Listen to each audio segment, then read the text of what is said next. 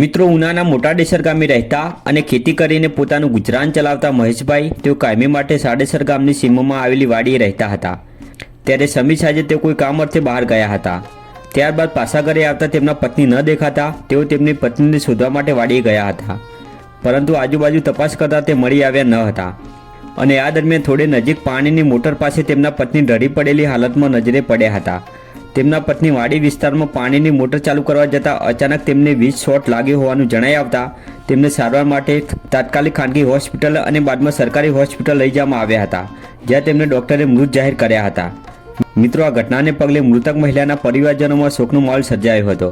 આ બનાવની જાણ તેમના પરિવારજનોને થતાં મોટી સંખ્યામાં લોકો સરકારી હોસ્પિટલ ખાતે દોડી આવ્યા હતા।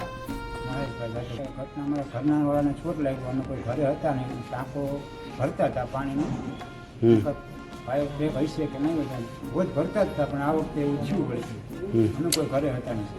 શ્વાસ બોલાવ્યો, દવાખાને લાગ્યો અને ત્યાંથી અમને ના પાડી।